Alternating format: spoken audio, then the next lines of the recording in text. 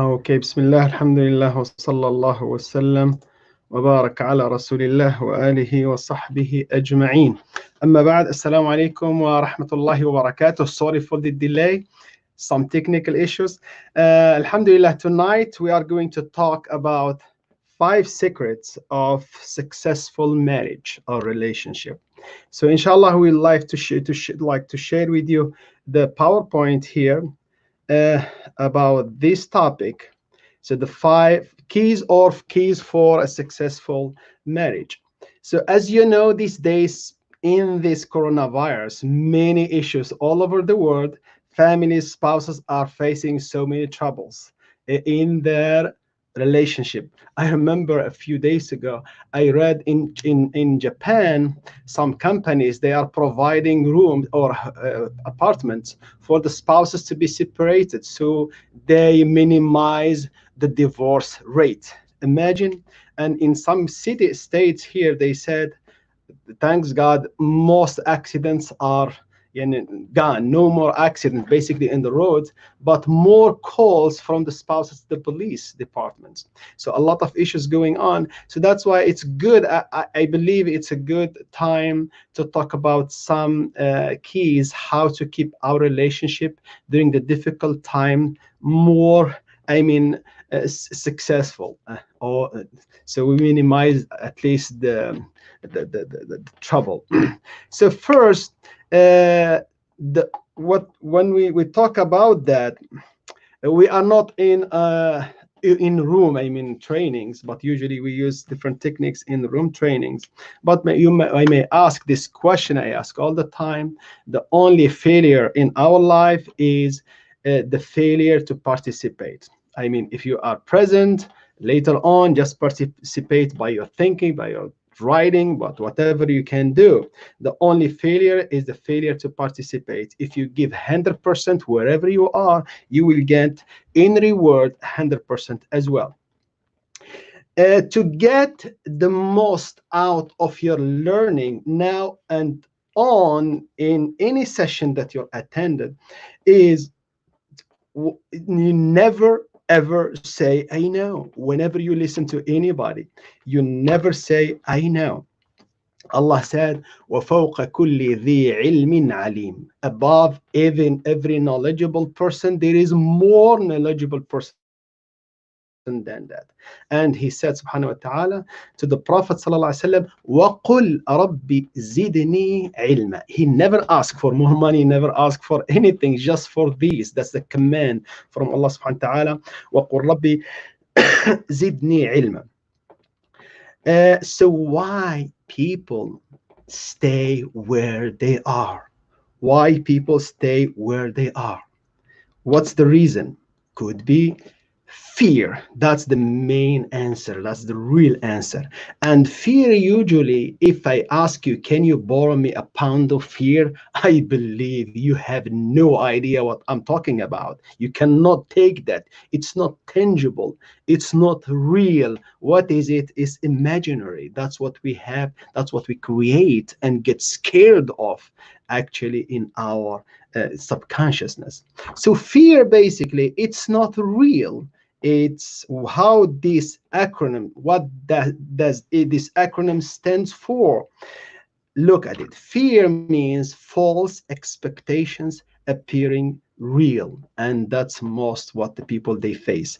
And by the way, the biggest and the greatest and the largest prison ever in the world is the mind.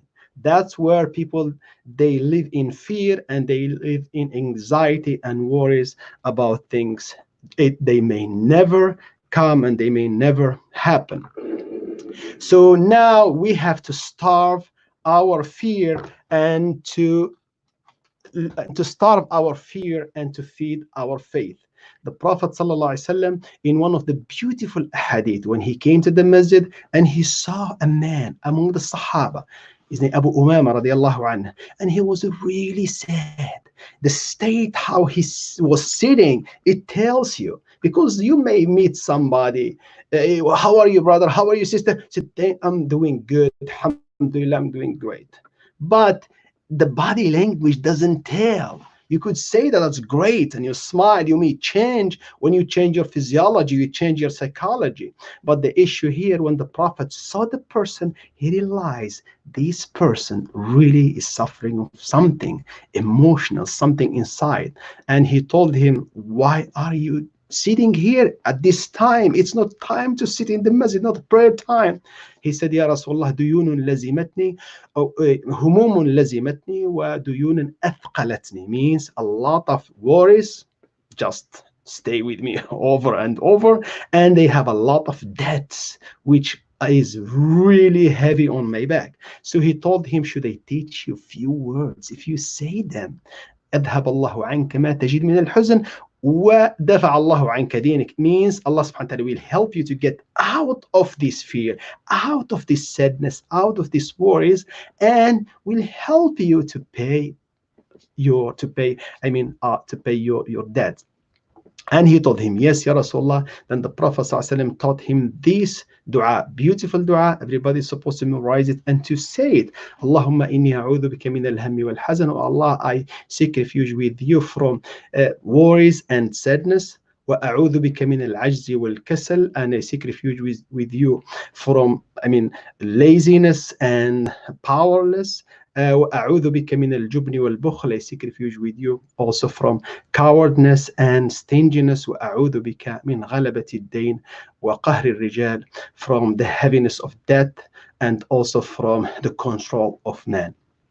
So let's work on that. Starve your fear and feed your faith. To get the most out of your learning, you must be willing to have some fun. Through our learning process, maybe in elementary school, middle school, high school, even universities, you will remember those teachers who taught you in a fun way. You still remember them and you have a great memory with them.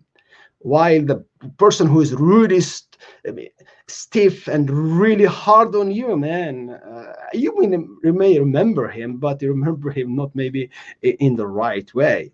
That's why the Prophet ﷺ, he used this fun most of the time, sallallahu alaihi wasallam, and he was so what we call strong command sometimes when the situation needs that. But scientists now, they talk about how a person may retain the information if it's presented to him in a fun way, which he feels good. Because when there is some fun, you will feel your emotions are positive. When your emotions are positive, all the information will be burned in your mind and never go away. And that's how we keep the environment in somehow, even it's a webinar, but we try to make it to make some fun within our discussion and our talk. This is about me anyway. Me, I'm teaching at the college. The guidance college. I'm certified NLP and EFT and different skills professional. This is some stuff with John Gray, the author of Men from Mars and from Venus, those with Richard Bandler, the co-founder of the NLP Neurolinguistic Programming. This is the question: who is the most important person in this virtual room? The answer should be clear, as Allah subhanahu wa ta'ala all the time mention when Ibrahim make dua. All the time he says, Nuh alayhi salam, he didn't say, Rabbi, oh my God, forgive my community first. No, first is yourself. So yourself is the most important. So help yourself to help me. So I help myself to help you. That's how, if you don't like yourself, you don't love yourself, believe me, you cannot love anybody around you. That's the most important part. رب اغفر لي ولوالدي ولمن دخل بيتي مؤمنا وللمؤمنين والمؤمنات يوم يقوم الحساب. هذه دعوة إبراهيم، دعوة نوح. ولا تزيد الظالمين إلا دعوة نوح عليه السلام، ولا تزيد الظالمين إلا تبارا. Here is an exercise. You could do it now, you could do it later when you watch it. What are the most annoying things of a man to a woman. What are the things that the issues that annoy uh, women by a man? So you could write them down. Every woman, every spouse, every lady, she has a huge list, I believe, of things that her husband, I mean, at least, let's say, let's say some, let's be positive, let's say some, not all. It has a huge list of annoying things of her husband, how he annoys her, when and what things. So write them down, write the whole list down. Like he doesn't listen. uh, he just whenever he comes home, he just go and throw himself on a couch, never talk. He doesn't want to talk to me. If I talk to him, I'm tired. If I ask for, I try to ask him about something, he just give me solutions and say this is the solution, this, do this and do that, and different stuff. Maybe doesn't pay much money, she needs more money. This is something that you think about your spouse are bad. When you write them down, I will tell you what to do after that. The worst things, okay? At the same time, for the spouse, the gender, the man, he should write down those most annoying items or things uh, from from the side of his wife. Write them down.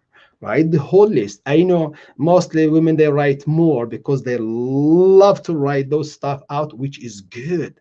So now, after you write the whole list about your husband, don't share it with anybody. Don't share it here in the web, because don't put yourself in trouble with your spouse. What you need to do is write it down, and after you finish it, this is at the end of the workshop, we'll tell you what, but I give you this one. So just take it, tear it, I mean, burn it, or throw it in the fire and end that problem. That's very good way. That's very good way. Bring it out from your mind, from your heart. Write it down. Everything horrible in your spouse, and finally, third, just put it in the machine to shred it, or put it in a fire, and it turned to be ashes, and that's it. Okay, let's go next.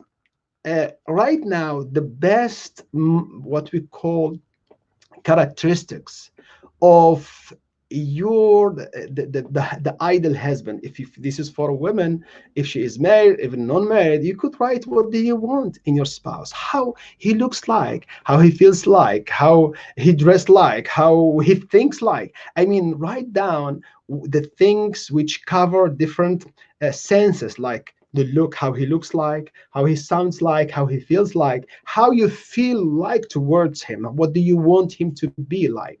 So those things, write them down and put them in front of you, especially those who are not married. When you write them down, believe me, and you focus on that, what you want, you will get what you want. The issue is, many people, when they were asked, or they are asked to look for what they want, they just start listing the characteristics um, which they don't want. I don't want the woman to be this, talk, talk, talk. I don't want the woman to be this and this. I mean, just mention. We don't want to specify. We don't want to offend anybody. So, but that's the idea. Everybody has his own agenda, how his soulmate or his wife or his spouse supposed to be, to look like, or to sound like, or to how he feels like about her. So that's the for the woman. For the man, how he looks for a wife. The same thing for a woman, to write down, what does she want from her husband to look like. It's really important. I remember some people, I asked them, he want, Sheikh, can you help me to find a wife? What do you want? What do you want? It means a good one. What do you mean, like a good one? You have to be specified. You have to be, and to put down what really you want to have. And that's really powerful. When you put something in writing and you look at it and you imagine that and you feel about that and you work on that, believe me, the whole world just waves, just waves, positive waves, or if you want negative waves. If you send your request, if you send your dua to Allah subhanahu wa ta'ala, will come back to you, the response will come.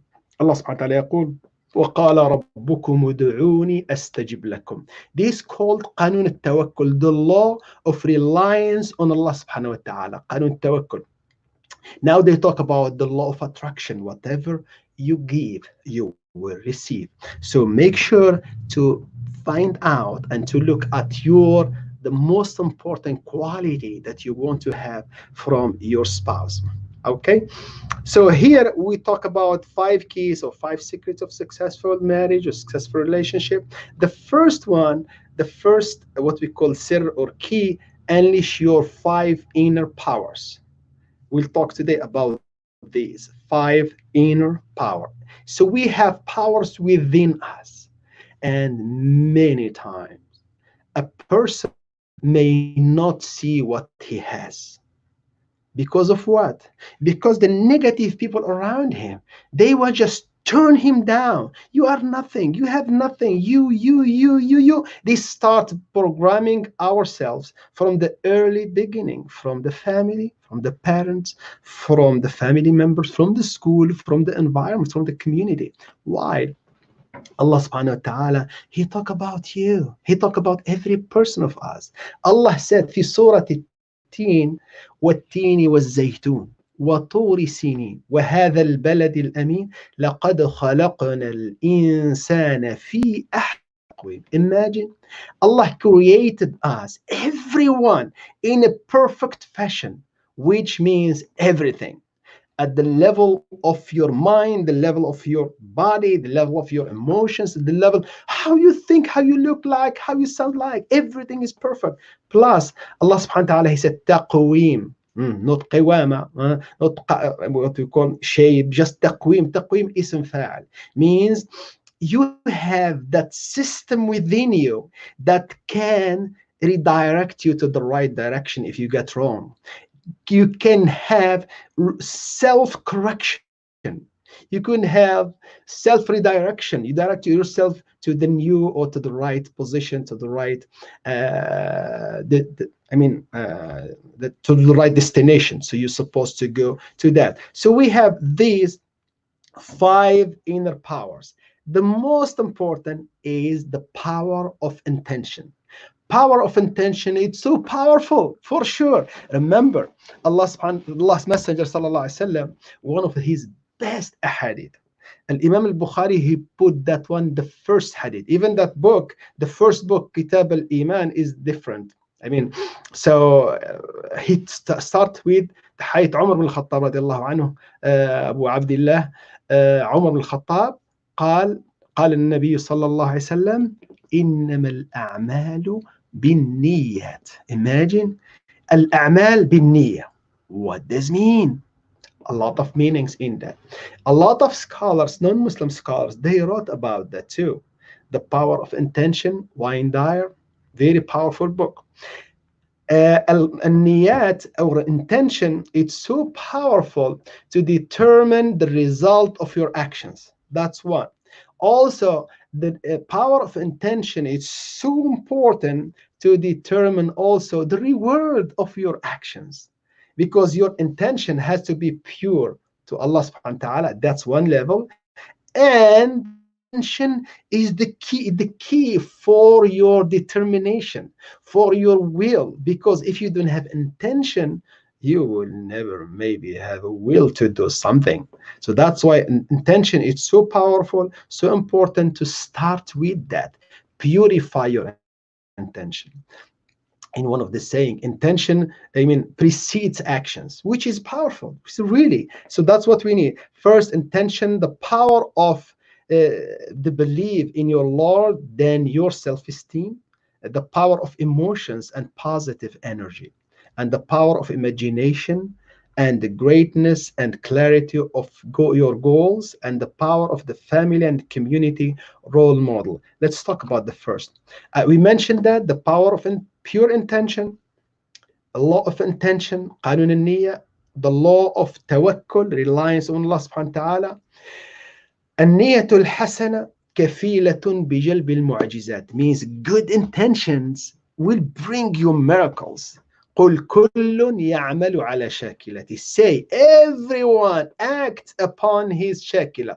Many scholars, they said shakilati means his intention. That's why a dua that we have every day, a believer will be protected by his dua, supplication. You keep your tongue wet by remembering Allah subhanahu wa ta'ala. وَلَا يَزَالُ لِسَانُكَ رَطْبًا بِذِكْرِ اللَّهِ بِذِكْرِ اللَّهِ أصبحنا وأصبح الملك لله أمسينا وأمسى الملك لله. Wherever you are, you have special dua to keep your intention pure and to keep your actions follows your intention. So the dua and the niyyah is reprogramming your subconscious. Basically, it's reprogramming your subconscious.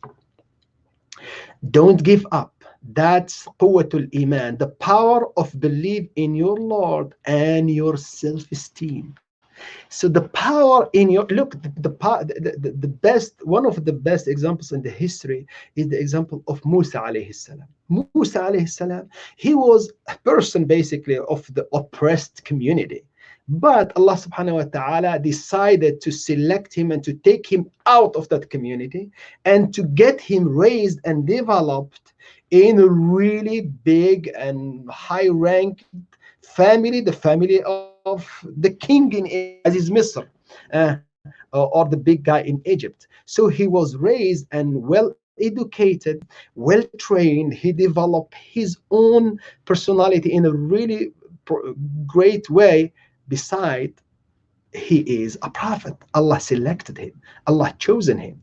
And look at the end, his belief in Allah subhanahu wa ta'ala is so powerful. Plus, also he is confident in what's going on. قالوا يا موسى إنا لمدركون قال كلا إن معي ربي سيهدين. Allah said, فلما ترى الجمعان, when the enemy, the Fir'aun and his people came chasing them, the people of Musa, they said, Ya Musa, inna lamudrakun. They are arriving to take us and to kill us. He said, Kalla, nay, Allah is with me. Allah is with us, and Allah subhanahu wa ta'ala gave him the command to strike the ocean with his staff, and it works. And they were saved. That's the third one, that قوة المشاعر والطاقة الإيجابية, means the power of emotion and positive energy. It's all in your heart. If you feel good, you share that energy with people. Share that energy with your spouse, with your kids, with people around you. If you are upset, if you are sad, don't talk to people, man. Don't answer the phone. Just work on yourself. And this is very important because we have some people, they are self-motivated. They are inner, what we call, they motivate themselves within themselves. And some people, no, they need somebody outside to help them, to re-energize them and to make them feel better. Okay, either way, take the right path and change your emotions. Changing your emotions to a positive one will teach you at the end few skills. The physical change will change your emotional, will change your mental. Just you change. That's why the 5 prayers a day, the 5 wudu at least a day will re-energize you, will give you positive energy. The smile will give you very positive energy, will help you out and help the people around you. And in the spouse, in the marriage way, you should be creative. If you can, go online. How can I make my spouse feel good, especially the women? Write her a few text messages, email, voice messages, note, write it down. If you don't find beautifully written one, just check online, man. You will find a lot of that in every language, in Arabic, in English, in Urdu, in Chinese, in Hindi, everything. Okay, the fourth one, قوة الخيال وعظمة وضوح الأهداف, the power of imagination and great and clear goals. It's very important, the imagination. What do you want to achieve? What do you want to have? Think about your success in life. Think about your success in your deen, in your success in your family, your success in your kids, your success in your knowledge. Imagine it and make the affirmation words. The affirmation words means to say, I'm great, I'm amazing, I'm wonderful. And you think about the positive aspect in your life, especially at this moment. People are suffering. I'm just thinking negatively. As a believer, you're supposed never to think that way. إنه لا ييأس من روح الله إلا القوم الكافرون. Only the one who doesn't believe in God who gives up hope. But the believer never gives up hope in Allah subhanahu wa ta'ala. لا يغلب عسر يسرين. Al-Quran is full of imagination. It's real, but imagination. Look how the Quran talk about Al-Jannah. Wow. About hellfire, about the universe, about everything, about the other creation, the angels. The Quran brings the person, the believer, the reciter, especially we are going to enter the month of Ramadan, the month of the Quran, brings you to think widely and creatively about what the Quran means. Al-Quranu la tafna ajaibuh ولا يخلق بكثرة الرد. Al-Quran, its miracles and wonders never comes to an end. And even you keep reciting and reading it, you never feel bored. It's not like a book. How many of you read the book and you read it second time and third time? Rarely. Very few books that you can read first time and second and third. The Quran, how many times you read it? Every day. But you keep reading, and every time you discover new things, new stuff, new great pearls in that Quran. And the last one is قوة القدوة الأسرية والمجتمعية, means the power of the family and community role model. Islam want to create that real model, positive model for people to follow, for people to adapt in their life. And Allah talked about the great models of the prophets in the past, and He invited the Prophet Muhammad ﷺ to follow them. He said, أولئك الذين هدى الله فبهداه مقتده. Those whom Allah had guided, you should follow their guidance. And He told us, لقد كان لكم في رسول الله أسوة حسنة. Qudwa, Uswa. The Prophet is the role model for every believer. And we have great models in the past among scholars, among du'at, among different. And the believer and the person, the father in the family, supposed to be the role model for his children. And the mother as well. And he's supposed to be a real model, a good model for each other. Try to make yourself grow every day better. It doesn't mean to make a big jump. No, just small development, small improvement at a time. As a spouse, as a husband, need to improve yourself every time with little. Just keep improving. And the same thing for a wife. The Prophet ﷺ said, "Man istawa yawmahu fahuwa maghbun." Whoever his 2 days are equal, he is a loser. You are like a trader, like a businessman. Every day you have to increase your revenue, you have to increase your benefit. And those are the 5 few inner powers we need to work on. As'alullah ta'ala husna. Before that, before the next session, make sure to write down 10 strategic goals that you want to achieve in your marriage or in your family. 10 strategic goals. What do you want to have in the relation between you and your spouse, also between you and your kids, and so forth. See you next week, Friday, but it will be 6:30 because Ramadan is coming. So we move this session to 6:30 Central Time. أسأل الله تعالى حسن التوفيق وصلى الله وسلم وبارك على سيدنا محمد وآله وصحبه أجمعين. Assalamu alaikum wa rahmatullahi wa barakatuh. If there is any question, any comments, join us. Thank you.